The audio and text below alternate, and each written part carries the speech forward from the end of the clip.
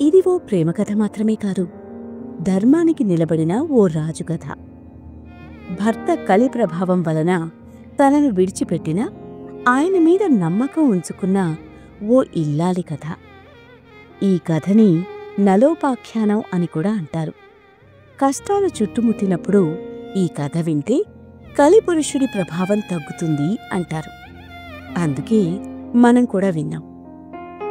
మహాభారతం వనపర్వలో 52 నుండి 79 వరకు వచ్చే అధ్యాయాలలో నల దమయంతుల కథ ఉంది. విలువలకు కట్టుబడి ఉండడం ధర్మం. కానీ ఒక్కోసారి ధర్మ విరుద్ధమైన పని చేసేందుకు మనసు ఇష్టపడడం ప్రలోభం. చెడుకాలం, చేదు అనుభవం. ఎన్ని అవస్థలొచ్చినా సమాజం మీద శ్రద్ధ ఉండడం ఉత్తమం. సామాజిక ఐక్యతకు సంస్కృతి పునాది లాంటిది.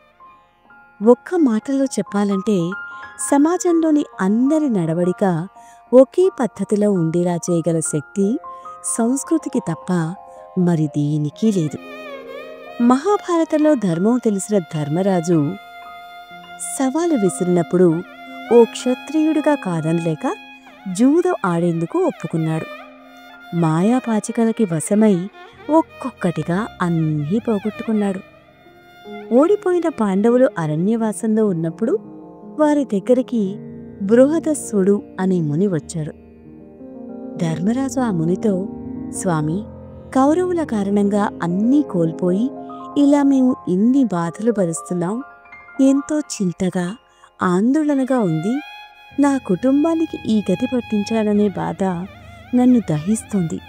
అసలు ఇలాంటి పని ఎవరైనా చేస్తారా? నేనే ఎందుకు? నాకే ఎందుకు? మాలానే ఇలా సర్వం కోల్పోయి జీవించేవారు ఇంకెవరన్నా అసలు ఉండరేమో కదా అని తనని తను నిందించుకుని అడిగినప్పుడు ఆ ముని, ధర్మరాజా, కలి ప్రభావం చేత ఇలాంటి కష్టాలు మంచివారికి ఎక్కువగా వస్తాయి. కష్టం వచ్చినప్పుడు నాకే ఎందుకిలా జరగాలి అనిపించడం సహజం. నిజానికి నీకైనా నీ తమ్ముళ్ళు తోడున్నారు కదయ్యా. కాని నీలానే జూదంలో అన్నీ కోల్పోయిన ఒక మహారాజు ప్రాణంగా ప్రేమించిన భార్యతో పాటు అడవులకి వెళ్ళి ఎన్నో బాధలు పడి భార్యని కూడా విడిచి వెళ్ళిపోయాడు.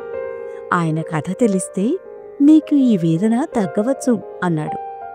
అప్పుడు ధర్మరాజు వారి కథని వివరించమని అడగగా నల దమయంతుల కథని వివరించాడు ముని. నల మహారాజు నిషుధ రాజ్యానికి రాజు వీరసేనకు జన్మించిన యువరాజు. నల గుర్రాలు తోలడంలో నైపుణ్యుడు. ధర్మాన్ని పాలించే స్వచ్ఛమైన హృదయం కలవాడు. అంతేగాక పాక నైపుణ్యానికి ప్రసిద్ధి చెందినవాడు. ఆయన వండడంలో ఎంతో ఘనుడు. నలభీమ పాకం అన్న పదం ఆయన వంటల సమర్థత నుంచి వచ్చింది. తన పరాక్రమంతో ఎన్నో దేశాలను జయించి ప్రజారంజకంగా పరిపాలిస్తూ ఉండేవాడు. కాని అతనికి జూదం అంటే ఎక్కువ ప్రీతి. నలుడికి కుబరుడు అనే ఓ సోదరుడు ఉండేవాడు. నలుడి కాలంలోనే విదర్భ దేశాన్ని పరిపాలించే భీముడు అనే రాజు ఉండేవాడు. చాలా కాలం సంతానం కలగలేదు భీముడికి. అయితే దమనుడు అనే ఒక ముని ఇచ్చిన వరం కారణంగా ఓ సౌందర్యవతి అయిన కూతురు జన్మించగా ఆమెకి దమయంతి అనే పేరు పెట్టుకున్నాడు. దముడు, దమనుడు, దాంతుడు అనే కుమారుడు కూడా కలిగారు. దమయంతి అతిరూప సౌందర్యవతిగా ఎదిగింది. మంచి గుణవంతురాలు. దమయంతి అందం, వ్యక్తిత్వం గురించి విన్న నలుడు ఆవిడపైన మనసు పారేసుకున్నాడు. కాని ఆవిడ్ని ఎలా కలిసేది? ఆవిడ మెప్పు పొందేది ఎప్పుడు? తన నిషాద స్వరం ప్రియురాలికి చేరేది ఎలాగా? ఇవేవీ తెలియలేదు శుద్ధ ప్రేమలో మునిగిన నిషాదరాజుగారికి. నలుడి ఊహకి అందని ఉత్తమ గుణాలు కలది. రవివర్మ కుంచకి అందిన అందం కదా అది. తనను వర్ణించడం అసాధ్యమైంది రాయబారి హంసకి. ధర్మం మాట్లాడి పాటించు లక్షణాలు ఉన్న చిన్నది తనని వరించాలని ఎదురుచూసే నలుణ్ణి కలిసేది ఎలా మరి? చూద్దాం మరి. అతని మనసులో మాట నెరవేర్చడానికే అన్నట్టుగా ఓసారి నలుడు అడవిలో సంచరిస్తుండగా ఒక హంసల గుంపు అతడికి దగ్గరలో కనిపించగా రాజుకి ముచ్చట వేసి ఆ గుంపులో ఒక హంసని పట్టుకుని చూస్తుండగా మిగిలిన హంసలు వెళ్ళిపోయాయి. అప్పుడు ఆ హంస, రాజా, నన్ను విడిచిపెట్టు. నీ మనసులో దమయంతి ఉన్నది కదూ. నేను వెళ్ళి నీ మనసులో మాటని, నీ గురించి, నీ ధీరత్వం గురించి ఆవిడికి చెప్పి నీపై ఇష్టం పెరిగేలా చేస్తాను. నీ మీద అనురాగం కలిగేలా చేస్తాను. నన్ను విడిచిపెట్టు అని ప్రార్థిస్తూ నలుణ్ణి ఆశ్చర్యపరిచింది. నలుడు తన మనసులో మాట తెలుసుకున్న తీయని పలుకుర హంసను చూసి సంతోషించి దాన్ని విడిచిపెట్టాడు. అంతఃపురం ముందు విహరిస్తున్న ఆ హంసను చూసి దమయంతి ముచ్చటపడింది. దాని అందం అలాంటిది మరి.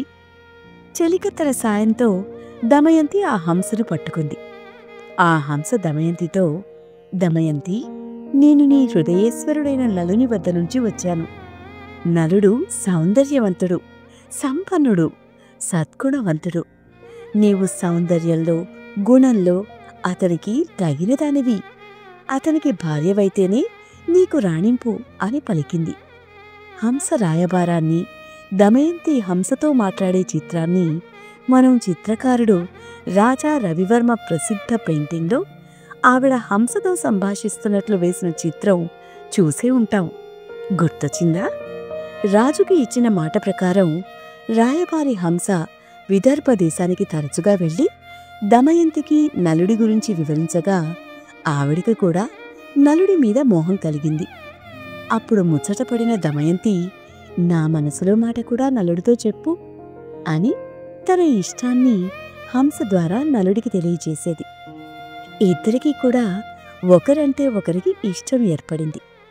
నల దమయంతుల ప్రణయ విషయం దమయంతి చెలికత్తెల ద్వారా తెలుసుకున్న భీమ మహారాజు దమయంతిని పిలిచి, తల్లి, నీకిష్టమైన వాడినే వివాహం చేసుకుందువుగాని స్వయంవరం ఏర్పాటు చేస్తున్నాను అని ప్రకటించడంతో నలుడు ఆ విషయం తెలుసుకుని స్వయంవరానికి బయలుదేరాడు. కాని ఇక్కడ ఓ చిక్కొచ్చింది. ఆహ్వానాన్ని అందుకున్న రాజులంతా స్వయంవరానికి వస్తున్నారు. దేవలోకాల నుంచి కూడా దేవతలు బయలుదేరారు. ఇంద్రునికి దమయంతి స్వయంవర విశేషం తెలిసి దిక్పాలకులతో స్వయంవరానికి బయలుదేరాడు. మార్గమధ్యంలో నలుని చూసి ఇంద్రుడు నలునితో, ఓ నిషధరాజా, నీవు నాకు దూతగా ఓ పని చేసి పెట్టాలి అన్నాడు. నలుడు, అలాగే చేస్తాను అని ముందే మాట ఇచ్చేసి తర్వాత, ఇంతకీ మీరెవరు, నేను మీకేం చెయ్యాలి అని అడిగాడు. ఇంద్రుడు నలునితో, నేను ఇంద్రుడను, వీరు దిక్పాలకులు, అగ్ని, వరుణుడు, యముడు. నీవు వెళ్ళి దమయంతికి మా గురించి చెప్పి ఆమె మమ్మల్ని భరించేలా చెయ్యాలి అన్నాడు. నలుడు ఇంద్రుడితో, అయ్యో దేవేంద్ర, మీకిది ధర్మమా? నేను కూడా అదే పని మీద పోతున్నాను కదా అన్నాడు. ఇంద్రుడు నలునితో, నీవు మాకు మాటిచ్చావు కనుక ఈ కార్యం చేయవలసిందే. ఇది దేవతా కార్యమని భావించు. నీవు చేయగలవు. మాట తప్పడం ధర్మం కాదు కదా. మా మహిమ చేత అంతఃపురానికి వెళ్ళడానికి నీకెవ్వరూ అడ్డు చెప్పరు. జాగు చెయ్యకు అన్నాడు. గత్యంతరం లేక నలుడు దమయంతి అంతఃపురంలోకి ప్రవేశించాడు. నలుడు దమయంతిని మొదటిసారిగా చూసినప్పుడు హంస చెప్పిన దానికంటే దమయంతి సౌందర్యవతి, కాని ఈమెను వరించే అదృష్టం నాకు ఎందుకని లేదో అనుకున్నాడు.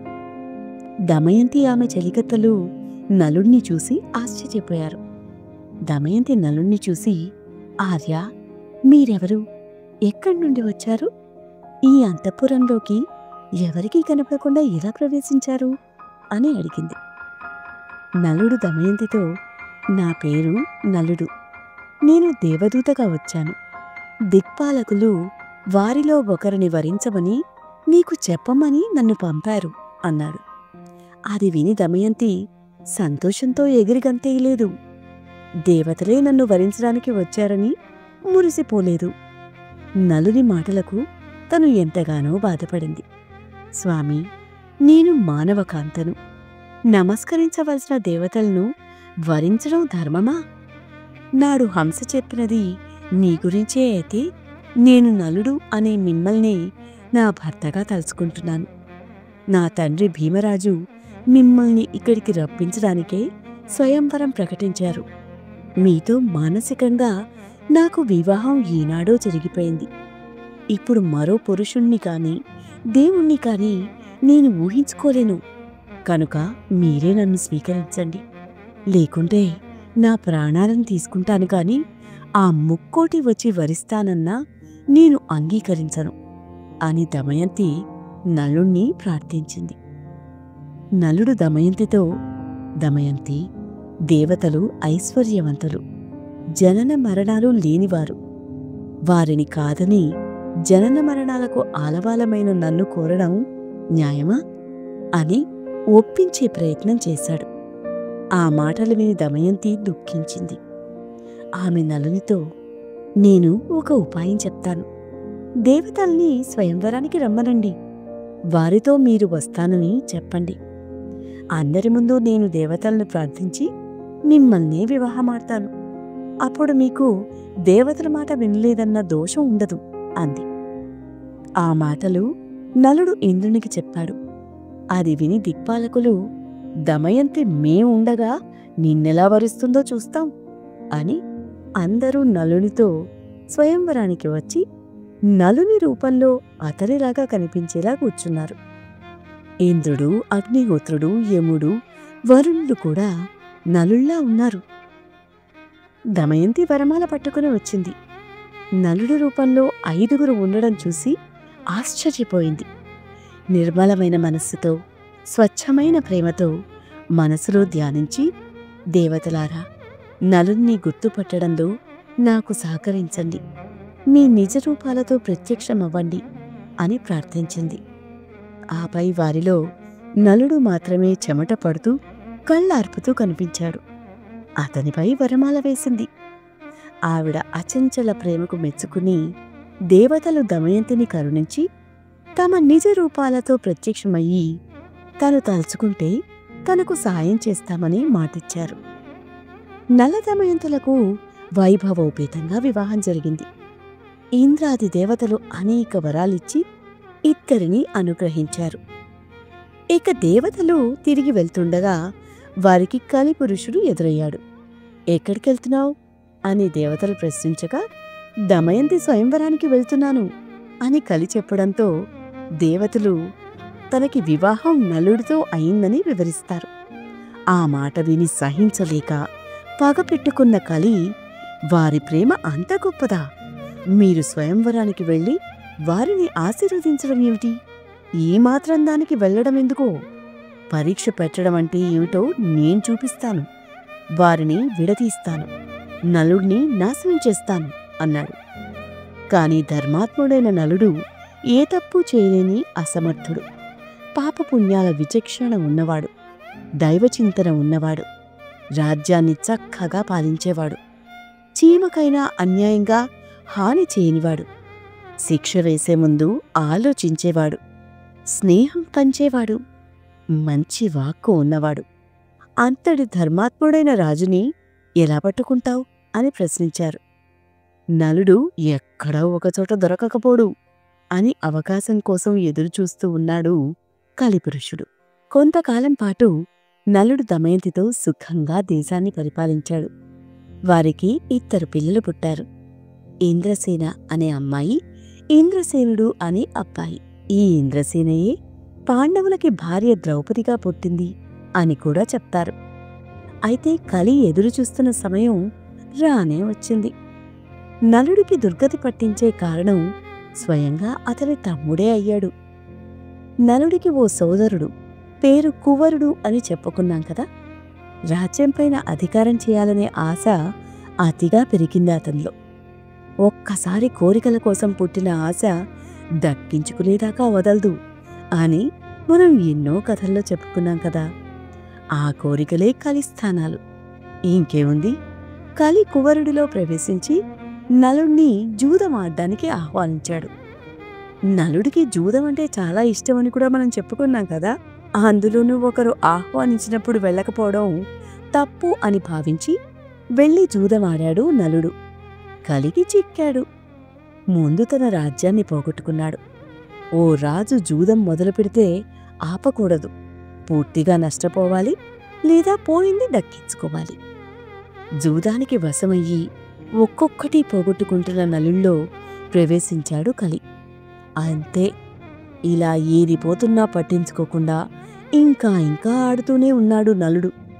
తన సంపద ఒక్కొక్కటిగా క్షణాల్లో కరిగిపోతోంది. విషయం తెలుసుకున్న దమయంతి తన బిడ్డలతో వచ్చి ఎదురుగా నిల్చున్నా పట్టించుకోవట్లేదు నలుడు. ఇక పరిస్థితి చేయి జారిపోతోందని తన పిల్లల్ని పుట్టింటికి పంపేసింది దమయంతి. ఈలోగా అన్నీ కోల్పోయాడు నలుడు. తన భార్యని, కట్టుబట్టల్ని తప్ప అన్నీ పోగొట్టుకున్నాడు. శాంతించి ఆట ఆపేశాడు కువరుడు. ఇలా అన్నీ కోల్పోయిన నలుడు దమయంతితో, నీవు నాతో ఈ సమయంలో ఉండడం నీకు మేలు కాదు. బిడ్డలతో నీవు కూడా పుట్టింటికి పోవాల్సింది. ఇప్పటికైనా నీవు నీ పుట్టింటికి వెళ్ళు అని చెప్పగా దమయంతి, మీరెక్కడ ఉంటే నేను అక్కడే ఉంటాను, మీరే నా సర్వస్వం అని నలుడితో ఉండిపోయింది. ఇద్దరూ అడవుల్లోకి బయలుదేరారు. కలిపురుషుడు నలుడి ఒంట్లో తిష్ట వేసుకున్నాడు. 3 రోజులు ఆహారం లేక చీమలకైనా హాని తలపెట్టని నలుడు ఇప్పుడు తన ఒంటి మీద ఉన్న వస్త్రం తీసి 2 పక్షులను వేటాడపోయాడు. కాని కలి ప్రభావం, ఆ పక్షులు ఆ వస్త్రాన్ని అపహరించుకుని పోయాయి. ఇప్పుడు నలుడికి ఒంటిమీద గుడ్డ కూడా మిగల్లేదు. ఒక రాత్రి అడవిలో దమయంతి నిద్రిస్తున్న సమయంలో, ఇంతటి సౌందర్యవతిని ఇష్టపడి వివాహం చేసుకున్నది ఇంత కష్టపెట్టడానికా? ఈవిడ కష్టాలకి కారణం నేనే. ఇప్పటికే అన్నం కూడా పెట్టలేక తన కడుపుని మారుస్తున్నాను. తనని బిడ్డలకి దూరం చేశాను. ఇక చాలు, నా వలన ఈ ఇల్లాలు ఇంకా కష్టాలు పడకూడదు.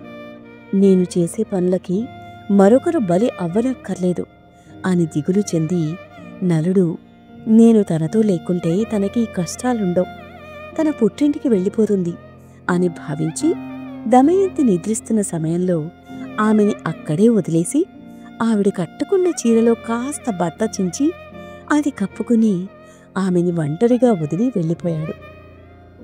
నిద్రలేచిన దమయంతి నలుడు కనిపించకపోవడంతో దుఃఖిస్తూ అడవుల్లో తిరుగుతూ, భయపడుతూ, ఏడుస్తూ భర్త కోసం ఆ దట్టమైన అడవుల్లో, పొంగి పొర్లిన దారుల్లో వెతికింది.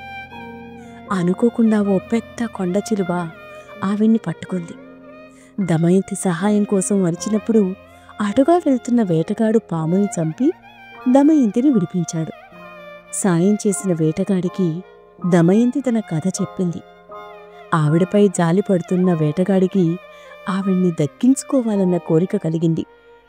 ఒక్క అడుగు దగ్గరగా రావద్దు, నేను ఓ ధర్మాత్ముడికి అంకితమైన భార్యను. నా పాతివ్రత్యం నిజమైతే నువ్వు నన్ను ముట్టుకుంటే విధిని ప్రలోభపెట్టినట్లే అంది దమయంతి. వేటగాడు పట్టించుకోకుండా దమయంతి మీద కోరికతో దగ్గరికి వచ్చాడు. మరుసటి క్షణం మెరుపు తగిలినట్టుగా నేలమీద పడి చనిపోయాడు. దమయంతి అక్కడి నుంచి పరుగు తీసింది. తన భర్త జాడలేక అడవి నుంచి బయటపడే మార్గం కనిపించగా ఇబ్బంది పడుతున్న దమయంతి జలపాతాల వద్ద, పర్వత శిఖరాల వద్ద వెతుకుతూ తిరిగింది. ఆకలికి నీరసించింది. తనను ఓదార్చే మనిషి, పక్షి కూడా కనపడలేదు. ఒంటరిగా కూర్చుని, ధర్మాత్ముడైన భర్తయితే ఇలా భార్యని తన గతికి వదిలి వెళ్ళిపోతాడా? ఇదెక్కడి ధర్మం అని ప్రశ్నించుకుని శోకించింది. ఇలా కలి అనుకుంటున్నట్టుగానే ఇద్దరు ప్రేమికులని విడదీయగలిగాడు. నలుడిని దీనహీన స్థితికి దిగజార్చాడు. కాని సమయం ఎప్పుడూ ఒకేలా ఉండదు కదా. ఎవ్వరికీ శాశ్వతంగా ప్రతికూలంగా వేటాడదు కదా. మంచి చేసేవారికి సాయం వెతుక్కుంటూ వస్తుంది అన్నట్టుగా ఈలోగా కొంతమంది ఋషులు ధ్యానం పూర్తయి అటుగా వెళ్తూ దమయంతిని చూశారు. తనను ఆశీర్వదించారు. నలుడి జాడ ఎవరికైనా తెలిసేమో అని వారిని అడిగింది దమయంతి.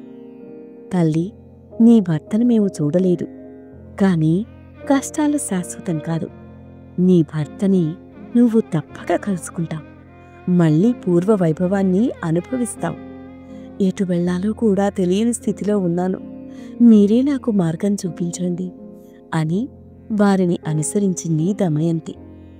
వారు సుబాహు అనే రాజధాని నగరానికి చేరుకున్నారు.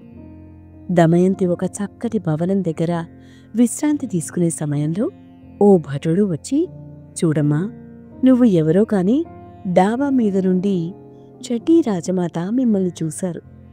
మీరు తేజోమూర్తిగా కనిపిస్తున్నారని మిమ్మల్ని వెంట తీసుకుని రమ్మన్నారు అని దమయంతిని భటుడు రాజమాత దగ్గరికి తీసుకువెళ్ళాడు.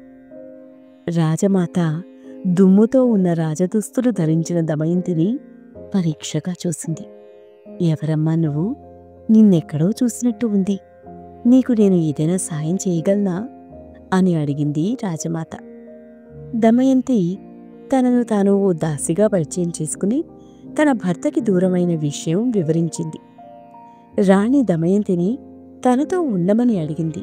దమయంతి పరపురుషుడి సేవ తప్ప ఏ సేవ అయినా చేస్తాననే షరతు మీద రాజమాత దగ్గర ఉండడానికి అంగీకరించింది. మరోవైపు దమయంతిని విడిచి వెళ్ళిన నలుడు అరణ్యంలో సంచరిస్తుండగా ఒకచోట అగ్ని చెలరేగి కాపాడమంటూ ఆర్తనాదాలు వినిపించాయి. నలుడు ఆ అగ్నిలో చిక్కుకున్న నాగకుమారుణ్ణి రక్షించి బయటికి తీసుకురాగా బయటపడిన ఆ కర్కోటకం నలుడు చేసిన ఉపకారానికి సాయం చేస్తానని అతన్ని కాటేసింది. అదేమిటి సర్పమా, నీకు సాయం చేస్తే నువ్వు చేసే సాయం ఇదేనా? ఇప్పుడు నీ విషయం నాలో నుండి నేనేం కావాలి అని అడిగాడు నలుడు. కర్కోటకం కాటు వేయడంతో నలుడి రూపం మొత్తం మారిపోతుంది. గుర్తించడానికి వీలులేని మరుగుజ్జువాడు అయ్యాడు. అప్పుడు ఆ పాము, రాజా, నా పేరు కర్కోటకుడు. నీకు నా కాటు వలన ఎలాంటి ప్రమాదమూ లేదు. నీలాంటి ధర్మాత్ములు ఇలా దిక్కుతోచక తిరుగుతున్నారని అపకీర్తి లేకుండా ఇలా నీ రూపం మార్చాను. నిన్ను ఇప్పుడు ఎవ్వరూ గుర్తుపట్టరు. ఇలా కొంతకాలం మారువేషంలో ఉండు. నీ పూర్వరూపం, నీ భార్య, నీ రాజ్య వైభవం అన్నీ నీకు దక్కుతాయి. దిగులు చెందకు, కానీ కాస్త సమయం పడుతుంది. ఇక్కడి దగ్గరలోనే అయోధ్య రాజ్యం ఉంది. ఆ రాజ్యాన్ని పాలించే రాజు ఋతుపర్ణుడు. అక్కడికి వెళ్ళి ఆ రాజుకి రథసారథిగా ఉంటూ అవసరమనుకున్నప్పుడు నన్ను తలుచుకో, నీకు మేలు చేసి పెడతాను అని చెప్పాడు కర్కోటకుడు. ఇలా భార్య మీద బెంగతో ఉన్న నలుడు సర్పరాజు చెప్పిన అయోధ్య రాజ్యానికి వెళ్ళి ఋతుపర్ణుడికి రథసారథిగా ఉంటూ బాహుకుడు అనే పేరుతో రాజుకి తనకి వచ్చిన వంటలు చేస్తూ ఉన్నాడు. ఇక తన పుట్టింటికి చేరుకున్న దమయంతి పిల్లల్ని చేరదీసిన దమయంతి తండ్రి దమయంతి కోసం కొంతమంది బ్రాహ్మణులని పంపాడు. ఓ బ్రాహ్మణుల గుంపు సుబాహు రాజ్యంలో దమయంతిని గుర్తుపట్టి తన తండ్రి విదర్భ రాజ్యంలో తన కోసం ఎదురుచూస్తున్నాడని చెప్తారు. ఈ మాటలు విన్న రాజమాత తాను దమయంతి తల్లికి సోదరిని అని పరిచయం చేసుకుని ఇంతవరకు తన గురించి నిజం ఎందుకు చెప్పలేదని ప్రశ్నిస్తూ దమయంతి బాధని పంచుకుని స్వయంగా ఆవిడే దమయంతిని పుట్టింటికి పంపించే ఏర్పాట్లు చేస్తుంది. పుట్టింటికి చేరుకున్న దమయంతి నుంచి విషయం తెలుసుకున్న విదర్భరాజైన భీముడు నలుడి కోసం గాలించమని మరికొంతమందిని పంపాడు. నలుడి జాడని కనుక్కోవడానికి కొందరు నలు దిక్కులకు వెళ్ళి వెతికి రాగా భటులకి నలుడి ఆచూకీ మాత్రం తెలియలేదు. మీరు వెతికినా ఆయన్ని గుర్తుపట్టడం కష్టం, ఏ మారు వేషంలో ఉన్నారో అని దమయంతి రోధిస్తుండగా ఓ భటుడు, అమ్మా, అయోధ్య రాజ్యంలో బాహుకుడు అనేవాడు తన భార్య కోసం దుఃఖిస్తున్నాడు. మీరు అడగమన్నట్టే ప్రతి రాజ్యంలో మీరు అడగమన్న ప్రశ్నే వేశాను. ఏ ధర్మాత్ముడు తన ధర్మపత్నిని తన గదికి వదిలి వెళ్ళిపోతాడు? ఇది ధర్మమేనా అని ప్రశ్నించాను. రాజుల నుండి రాజ్యాల్లో వారి నుంచి సమాధానం రాలేదు. కాని ఈ బాహుకుడు అనేవాడు ఆ భర్తకి వచ్చిన సమస్య ఏమిటో ధర్మశాసనం కాదు కదా, అవతలి వారికి హాని అనుకున్నప్పుడు భర్త భార్యను వదిలినా అది ధర్మమేనేమో అని మీ ప్రశ్నకే అన్నట్టుగా సమాధానమిచ్చాడు అన్నాడు భటుడు. ఆ మాటలు విన్న దమయంతి అతడే నలుడు అయి ఉంటాడేమో అనుకుంది. కాని భటుడు ఆయనే రాజు అని చెప్పడానికి కూడా లేదమ్మా, వికృత రూపంలో ఉన్నాడు అన్నాడు. అప్పుడు దమయంతి వెంటనే తన తండ్రి దగ్గరికి వెళ్ళి, నాకు మళ్లీ స్వయంవరం ఏర్పాటు చేయండి, ఇప్పుడే అయోధ్యకి కబురు పంపి రాజుని ఆహ్వానించండి, అతనికి మాత్రం అందర్నీ ఆహ్వానిస్తున్నట్టు చెప్పండి, వెంటనే స్వయంవరం అని సమయం లేదని చెప్పండి, ఆ రాజు నమ్మి వచ్చేలా చేస్తే ఖచ్చితంగా వేగంగా రథాల్ని తోలే రథసారథి కోసం చూస్తాడు. ఈ బాహుకుడే నలుడైతే అతను రథాలను తోలడంలో నిపుణుడు కాబట్టి తన భార్య స్వయంవరం గురించి తెలిసి ఆ బాహుకుడు కూడా అంతే వేగంగా రాజు వెంట వస్తాడు అని అంది. దమయంతి ఉపాయానికి మెచ్చుకున్న తన తండ్రి వెంటనే ఏర్పాటు చేశాడు. కబురు అందుకున్న అయోధ్య రాజు ఋతుపర్ణుడు కూడా వివాహమైన రాణికి స్వయంవరం ఏమిటో ఈ వింత చూడాల్సిందే అనుకుని బాహుకుడిగా ఉన్న నలుణ్ణి పిలిచి, మనం విదర్భ దేశానికి తక్షణమే వెళ్ళాలి, నీ అశ్వవిద్య అంతా నాకు తెలుసు, అక్కడి రాణి దమయంతి తన 2వ స్వయంవరం ప్రకటించింది, ఈ వింత నేను చూడాలి అని చెప్పడంతో నలుడు మనసులో, నా భార్య నా కారణంగా దుఃఖంలో మునిగిపోయి కోపంలో ఇలాంటి నిర్ణయం తీసుకుందా, నా రాక కోసం ఎదురు చూడలేకపోయిందా అని దుఃఖిస్తూ అసలు విషయం ఏమిటో వెళ్ళి చూస్తే కాని అర్థం కాదని భావించి రాజు ఆజ్ఞని పాటిస్తూ సరేనని రథాన్ని సిద్ధం చేసి రాజుతో బయలుదేరాడు. మనకి ఆ రాజ్యానికి చాలా దూరం కదా, మనం ఎలా అయినా వెంటనే బయలుదేరి ఆ రాజ్యాన్ని చేరుకోవాలి అని అన్నాడు రాజు. ఇక భూలోకంలో సూర్యుని రథంలా దూసుకుపోయే శక్తి దేశంలో ఒక నలుడికి మాత్రమే సొంతం. దూసుకుపోతున్నాడు నలుడు. దారిలో రాజు ఉత్తరీయం జారింది. కాస్త రథం ఆపవయ్యా, నా బట్ట తెచ్చుకుంటాను అన్నాడు రాజు. క్షమించండి రాజా, నేను రథం ఆపి మీరు నడిచి వెళ్ళి మళ్లీ రథంలో కూర్చుంటే మీకు 10 రోజులు పడుతుంది, మనం చాలా వేగంగా చాలా దూరం వచ్చేశాం అన్నాడు బాహుకుడు. ఆశ్చర్యపోయిన రాజు, ఏది ఆపు అని రథాన్ని ఆపమని ఆ వేగాన్ని స్వయంగా చూసి, మెచ్చాను బాహుగా, అశ్వవిద్యలో నీకు నీవే సాటి, సందేహం లేదు, అయితే ఈ మహావృక్షానికి ఎన్ని కాయలు, ఎన్ని ఆకులు, ఎన్ని కొమ్మలు అనేది చెప్పగలవా, నేను చూసిన వెంటనే చెప్తున్నాను అని ఓ సంఖ్య చెప్పాడు. రాజు ఎగతాళి చేస్తున్నాడా అనుకున్న బాహుకుడు ఆ చెట్టుని నేలకి కూల్చి ఆకుల్ని లెక్కిస్తే సరిగ్గా రాజు చెప్పినన్నే ఉన్నాయి. దీన్ని అక్షహృదయం అంటారు బావుగా. నేను ఏ గుంపుని చూసినా దేన్ని చూసినా అందులో సంఖ్యలు ఉంటే వెంటనే చెప్పగలను. నీ అశ్వవిద్య నాకు నేర్పితే నీకు అక్షహృదయం నేర్పుతాను అన్నాడు. సరేనన్నాడు బాహుకుడిగా ఉన్న నలుడు. అక్షహృదయం నేర్చుకున్నాక ఆ శక్తికి నలుల్లో ఉన్న కలి భయపడి బయటికి వచ్చాడు. నన్ను క్షమించు నలా, నేను కలిపురుషుణ్ణి. నువ్వు జూదం ఆపకుండా ఆడుతున్న క్షణం నుంచి నిన్ను ఆవహించి ఉన్నాను. ఇప్పుడు అక్షహృదయం తెలిసినవాడివి, నీలో నేను ఉండలేదు. నిన్ను ఎంతో ఏడిపించి సర్వనాశనం చేద్దాం అనుకున్నాను. చేసేవాడిని నువ్వు ఈ రాజుని కలిసి ఉండకపోతే అన్నాడు కలి. నలుడికి ఎంతో కోపావేశాలు వచ్చాయి. నన్ను నా భార్యను దూరం చేసిన నిన్ను నేను వదల్ను అన్నాడు. నలా, నీవు నన్ను ఏదో చెయ్యడానికి నేను స్వావస్థలో ఉంటేనే కదా. నిజానికి కర్కోటకుడు నిన్ను కాటువేసినప్పుడు నీవు ఆ విషానికి చనిపోయేవాడివి. కాని నీలో నేను ఉన్నాను కాబట్టే నీకు మరణం అంత సులభంగా రాలేదు. అయితే నీ శరీరంలో ఆ విషం నన్ను ప్రతి క్షణం దహిస్తూనే ఉంది. ఇప్పుడే నాకు విముక్తి లభించింది. ఇక నీ జోలికి నేను రాను. త్వరలో నీ భార్యను కలిసి సుఖజీవితం పొందబోయేవాడివి. నన్ను వదిలే అన్నాడు కలి. నలుడు కలిని వదిలేసి దమయంతి రాజ్యానికి మళ్లీ దూసుకెళ్లాడు. ఋతుపర్ణ రాజుతో అతిథి గృహంలో సేద తీరుతున్నది. వచ్చింది తన నలుడు అనే ఆనందం దమయంతిని వెంటాడుతోంది గాని అతడు వికృత రూపంలో ఉన్నాడని భావించి తన చెలికత్తెతో రాజుగారి రథసారథిని రమ్మని పిలిపించింది. బాహుకుడు వచ్చినప్పుడు మా భటుడు వేసిన ప్రశ్నకి ఆ భర్తకి వచ్చిన సమస్య ఏమిటో ధర్మం శాసనం కాదు కదా.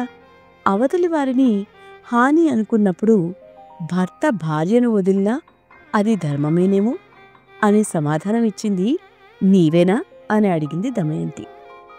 అవును దేవి, ఏ ధర్మాత్ముడు తన ధర్మపత్నిని తన గతికి వదిలి వెళ్ళిపోతాడు? ఇది ధర్మమేనా అని మీరు ప్రశ్నిస్తే ఆగలేకపోయాను అన్నాడు బాహుకుడు. భార్యని వదలడం ధర్మం కాదు దేవి. అయితే భర్త ఉన్న పరిస్థితి ఏమిటో తెలుసుకోమన్నాను. కాని ఇప్పుడు మీరు రెండవ వివాహానికి ఒప్పుకుని స్వయంవరం ప్రకటించుకున్నది ధర్మమా అని ప్రశ్నించాడు బాహుకుడు. కాదు, ధర్మం కాదు. అయితే నీవు నా భర్తవి అని నాకు సందేహం వచ్చింది కాబట్టే, అయోధ్యలో నీ పలుకు విన్నాను కాబట్టే నిన్ను రప్పించడానికి ఆ రాజుని మాత్రమే ఆహ్వానించామని చెప్పాను. నీవు నా భర్త నలుడు అనే విషయం నాకర్థమైంది. ఒక్కరోజులో అయోధ్య నుంచి విదర్భ మధ్య 100 యోజనాల దూరం నడపగల సామర్థ్యం నా భర్తకి తప్ప మరెవ్వరికీ లేదు అనడంతో బాధతో అవును దేవి, నేనే నలుణ్ణి, నీ భర్తని అని అంగీకరించాడు నలుడు. నన్ను నట్టడవిలో వదిలేసి వెళ్ళిపోయావు, అది ఎంతవరకు ధర్మం అడిగింది దమయంతి. నన్నప్పుడు కలి ఆవహించి ఉన్నాడు. జూదంలో అన్నీ కోల్పోయాను. నిన్ను అలా వదిలి వెళ్ళిపోతే కనీసం నీవైనా నీ పుట్టింట్లో సుఖంగా ఉంటావు కదా అని అలా చేశాను. అయినా నీవు రెండవసారి స్వయంవరం ప్రకటించావు. నా మనసు ఎంతో శోకించింది అన్నాడు నలుడు. మిమ్మల్ని బాధించాలని కాదు, రప్పించాలని ఈ పని చేశాను. దీనికి దేవతలే సాక్ష్యం కావాలి అంది దమయంతి. దేవతలు వచ్చారు. తన స్వయంవరం సమయంలో దేవతలు పిలిస్తే పలుకుతామన్నట్టుగానే తన పలుకు నిజం అని నిర్ధారించారు. అప్పుడు నలుడు, నన్ను నేనే గుర్తించలేని స్థితిలో ఉన్నా నీవు నన్ను గుర్తించావు దేవి. అయితే ఇప్పుడు నాకు ఈ మారువేషం అవసరం లేదు అని కర్కోటకుడిని తలుచుకోవడంతో ఓ దివ్య వస్త్రం బాహుకుడిపై పడి మళ్ళీ తన అసలు రూపాన్ని పొందాడు. ఇలా ఇద్దరూ మళ్ళీ కలుసుకున్నారు. దేవతలు దీవించారు. నలుడు విదర్భలో ఉన్నాడని విని నిషధ దేశపు ప్రజలందరూ అతని దగ్గరికి వచ్చి మళ్ళీ ఎప్పటిలాగే రాజ్యం పాలించమని ప్రార్థించారు. ఈసారి అక్షహృదయం తెలిసిన నలుడు తిరిగి తన రాజ్యానికి వెళ్ళి తన సోదరుడితో మళ్లీ జూదమాడి తన రాజ్యాన్ని తిరిగి పొందాడు. కాని అర్ధరాజ్యం తమ్ముడికి వదిలిపెట్టాడు. తిరిగి నిషధ దేశానికి రాజై దమయంతితో చిరకాలం సుఖంగా జీవించాడు. దమయంతి స్వయంవరం అబద్ధమని, బాహుకుడే నలుడని రుజువు చేయడానికే ఈ ఎత్తు దమయంతి వేసిందని ఋతుపర్ణుడు తెలుసుకున్నాడు. ఆ తర్వాత ఋతుపర్ణుడు నలుడు మంచి స్నేహితులయ్యారు. ఋతుపర్ణుడు నేర్పిన అక్షవిద్యకి, ఆ రాజు ఇచ్చిన ఆశ్రయానికి ఎప్పుడూ గుర్తుపెట్టుకుని ఆయనతో స్నేహంగా ఉండేవాడు నలుడు. కర్కోటస్య నాగస్య దమయంత్యా నలశ్చ ఋతుపర్ణస్య రాజరసే కీర్తనం కలినాశనం. అంటే కర్కోటక సర్పాన్ని, ఋతుపర్ణ రాజుని, నల దమయంతులతో తలుచుకుంటే కలి దుష్ప్రభావాలు నాశనమవుతాయి అని అర్థం. ఇప్పుడు చెప్పు ధర్మరాజా, జూదమాడి అన్నీ పోగొట్టుకున్నది నీవేనా?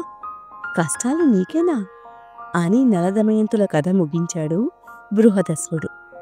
నలుడి కథని ధర్మరాజుకు చెప్పి, దిగులు చెందకు రాజా, నువ్వు తప్పక కొలుకుంటావు. ధర్మాన్ని అరణ్యవాసంలో పూర్తిగా నేర్చుకుంటావు ధర్మరాజా. మళ్ళీ పూర్వవైభవం అనుభవిస్తావు. కాస్త ఓపికతో ధైర్యంగా పరిస్థితుల్ని తట్టుకోవాలి. నీవు నీ ఆకలిని తీర్చుకోవాలి, ముందుకు సాగాలి అని ధర్మరాజుకి అక్షవిద్యను నేర్పించి తన దుఃఖాన్ని దూరం చేశాడు బృహదస్వుడు. అదండి సంగతి. నలదమయంతులది అన్యోన్యమైన ప్రేమ కథ, దురదృష్టకరమైన విరహగాథ.